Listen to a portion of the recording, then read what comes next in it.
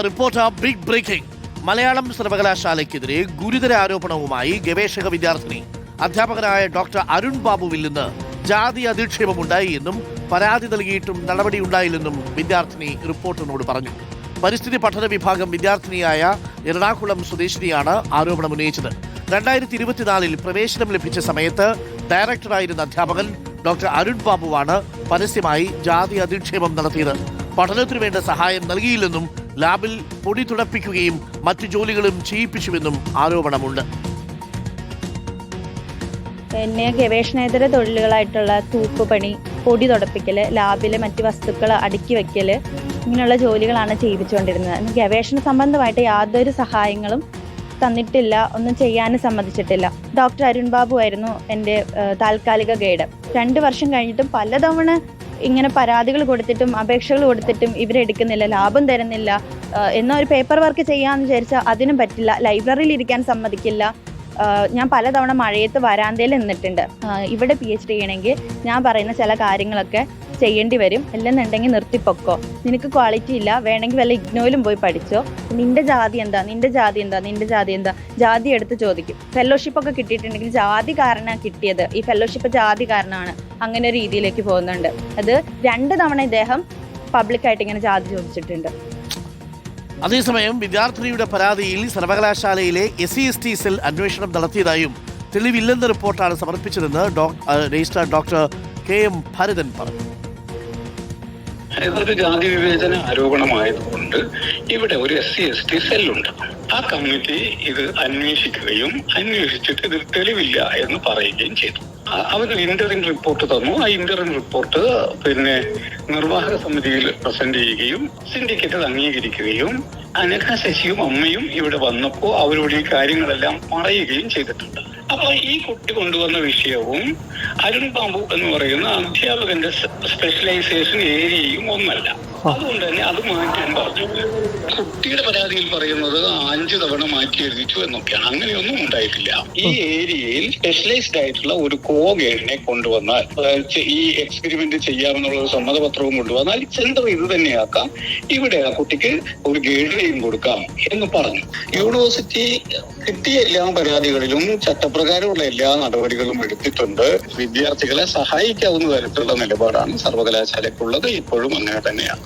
Zonal കൃഷ്ണയുണ്ട് കൂടുതൽ വിവരങ്ങളുമായി. Zonal Krishna, SC/ST സെല്ലൊക്കെ ഈ കാര്യത്തിൽ അന്വേഷണം നടത്തിയെന്നാണ് പറയുന്നത്. അവരുടെ റിപ്പോർട്ടിലെ അധ്യാപകരെ കുറ്റവിമുക്തരാക്കി എന്ന് കേൾക്കുന്നു. ഈ വിദ്യാർത്ഥിനി പറഞ്ഞ പരാതിയിൽ തെളിവില്ലെന്നാണോ SC/ST സെൽ പറയുന്നത്? പക്ഷേ അപ്പോഴും പരാതിയിൽ ഉറച്ചു നിൽക്കുകയാണോ ഈ ഗവേഷക? അരുൺകുമാർ, കഴിഞ്ഞ 2024 മാർച്ച് മാസത്തിലാണ് ഈ കുട്ടി മലയാള സർവകലാശാലയിൽ ഗവേഷക വിദ്യാർത്ഥിനിയായി എത്തുന്നത്.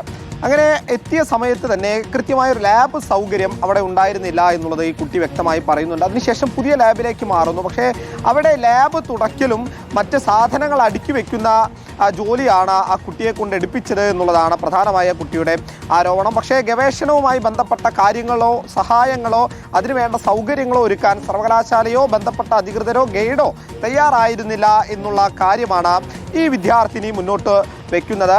പക്ഷേ ഈ ജോയിൻ ചെയ്ത് 2 വർഷം കഴിഞ്ഞിട്ടും ഈ കുട്ടിക്ക് ഡോക്ടറൽ കമ്മിറ്റി നടത്തിയിട്ടില്ല എന്നുള്ള ഗുരുതരമായിട്ടുള്ള ആരോപണം ഈ കുട്ടി മുന്നോട്ട് വയ്ക്കുന്നുണ്ട്. പക്ഷേ അതിന് ന്യായമായി സർവകലാശാലയും രജിസ്ട്രാർ ഉൾപ്പെടെ പറയുന്നത് ഈ കുട്ടി സമർപ്പിച്ച സിനോപ്സിസ് ഒന്നും തന്നെ വ്യക്തതയുണ്ടായിരുന്നില്ല. അതുകൊണ്ടാണ് അത് പിന്നീട് നീണ്ടുപോയ സാഹചര്യം ഉണ്ടായത് എന്നുള്ളതാണ്. ചട്ടപ്രകാരം 6 മാസം കഴിയുമ്പോൾ തന്നെ വർക്ക് റിപ്പോർട്ട് സമർപ്പിക്കുന്നതിനനുസരിച്ച്, സിനോപ്സിസ് സമർപ്പിക്കുന്നതിനനുസരിച്ച് ഡോക്ടറൽ കമ്മിറ്റി വിളിക്കണമെന്നുള്ള ചട്ടം ഉൾപ്പെടെ നിലനിൽക്കുന്ന സാഹചര്യത്തിലാണ് 2 വർഷം കഴിഞ്ഞിട്ടും അത്തരത്തിലൊരു കമ്മിറ്റി വിളിക്കാൻ ഇതുമായി ബന്ധപ്പെട്ട അധികൃതരൊന്നും തന്നെ തയ്യാറായില്ല എന്നുള്ളതാണ് ആ കുട്ടി ഉന്നയിക്കുന്ന പ്രധാനപ്പെട്ട കാര്യം. ഈ ഗവേഷണവുമായി ബന്ധപ്പെട്ട യാതൊരു സഹായവും ഗൈഡിന്റെ ഭാഗത്തു നിന്ന് ലഭിച്ചിട്ടില്ല. ഇക്കാര്യം ചൂണ്ടിക്കാട്ടി നിരവധി തവണ പരാതി കൊടുത്തതാണ്. പക്ഷേ നടപടിയൊന്നും ഉണ്ടായില്ല എന്നുള്ളതാണ് വിദ്യാർത്ഥിനിയുടെ പ്രധാനപ്പെട്ട ആരോപണം. ഈ വിഷയത്തിൽ 2 തവണ ആദ്യ ഗൈഡിനെ സമീപിച്ചെങ്കിലും ആദ്യ ഗൈഡിനെതിരെ പരാതി വന്നതുകൊണ്ട് പിന്നീട് ഒരു അധ്യാപകനെ കൊടുക്കുകയും ആ അധ്യാപകർക്കെതിരെ പരാതി വന്നതുകൊണ്ട് 3ാമതൊരു അധ്യാപകയെ കൊടുക്കുന്ന സാഹചര്യം വരെ ഉണ്ടായി എന്നുള്ളതാണ് രജിസ്ട്രാർ പറയുന്നത്. അതായത് ഈ കുട്ടി സമർപ്പിച്ച ഈ ഒരു വിഷയത്തിന്മേൽ കൂടുതൽ ഗ്രാഹ്യമുള്ള അധ്യാപകർ അവിടെ ഉണ്ടായിരുന്നില്ല. അതുകൊണ്ട് ഒരു ഗൈഡിനെ വെച്ചുകൊണ്ട്, പുറത്തു നിന്നുള്ള ഗൈഡിനെ വെച്ചുകൊണ്ട് ഈ ഗവേഷണം നടത്താനുള്ള സംവിധാനം ഒരുക്കാം. സർവകലാശാല ചട്ടത്തിനകത്ത് നിന്ന് ഈ കുട്ടിക്ക് ഗവേഷണം നടത്താൻ വേണ്ട എല്ലാ സൗകര്യങ്ങളും ഒരുക്കാമെന്നുള്ളതാണ് സർവകലാശാലയുടെ വാദം. പക്ഷേ ഈ കുട്ടി ഉന്നയിക്കുന്നത് ഗൗരവമേറിയിട്ടുള്ള വിഷയമാണ്. ആദ്യഘട്ടത്തിൽ അവിടെ എത്തിയ സമയത്ത് തന്നെ ആ കുട്ടിയുടെ താൽക്കാലിക ഗൈഡായിരുന്ന അരുൺ ബാബു എന്ന് പറയുന്ന അധ്യാപകൻ ജാതി ചോദിച്ചുകൊണ്ട് അധിക്ഷേപിക്കുന്ന സാഹചര്യമുണ്ടായി. ഫെലോഷിപ്പ് ഉൾപ്പെടെ ലഭിച്ചത് ജാതി കാരണമാണെന്ന് പറഞ്ഞുകൊണ്ട് ജാതി അധിക്ഷേപം ഉണ്ടാക്കി എന്ന ഗുരുതര ആരോപണങ്ങളാണ് ഈ കുട്ടി ഉന്നയിക്കുന്നത്. എന്തായാലും ആരോപണങ്ങളിൽ ഉറച്ചു തന്നെയാണ് ഈ വിദ്യാർത്ഥി നിൽക്കുന്നത്. അരുൺ.